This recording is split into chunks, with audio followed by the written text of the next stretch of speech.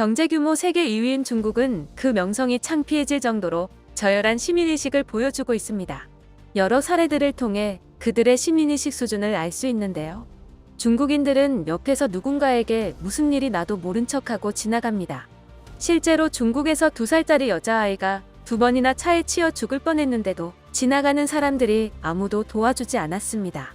아이를 지나친 사람의 수가 무려 18명이나 되는데요.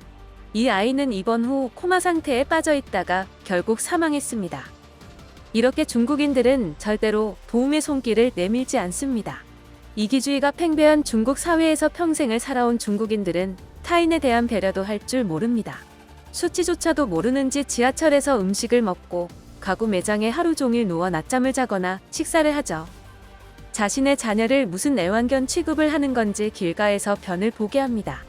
그런데 치우기라도 하면 양반일 정도로 치우지도 않고 자리를 뜨는 바람에 길거리가 더럽고 냄새가 나고 벌레가 꼬이죠. 이기적인데 탐욕적이기까지 한 중국인들은 남의 물건이라도 바닥에 떨어지면 냉큼 가져가 버립니다. 언젠가 중국에서 맥주를 실은 트럭이 전복되며 도로 위에 맥주가 쏟아진 적이 있는데 인근에 있던 주민들과 그 길을 지나가던 운전자들이 일제히 내려 맥주를 챙겨가는 모습이 전 세계적인 주목과 동시에 질타를 받았습니다. 사과도 병아리도 마찬가지였죠. 도로에 쏟아진 것들을 주워 돌려주지 않고 가져가 버린 도둑들 때문에 이들은 각각 1230만원, 915만원 상당의 손해를 봤습니다. 그런데 같은 일이 한국에서도 일어났습니다. 트럭이 전복되어 건어물 등이 도로에 쏟아져 내렸죠. 그리고 사람들이 몰려들었습니다.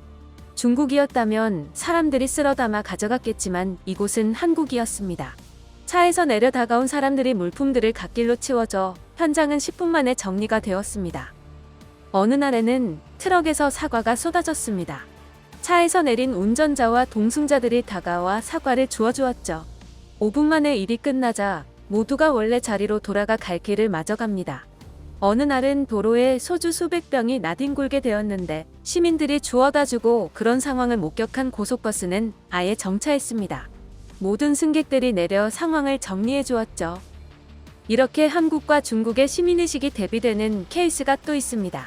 중국 웨이하이 터널을 지나고 있던 유치원 버스에서 화재가 났는데 그 수많은 차량들이 그를 무시하고 그냥 지나가는 바람에 탑승객 13명이 모두 숨지는 일이 있었죠. 비슷한 일이 한국 부산의 공내 터널에서 발생했었는데요. 유치원 버스 사고가 발생하자 시민들이 적극적으로 나서서 모두를 구조했습니다.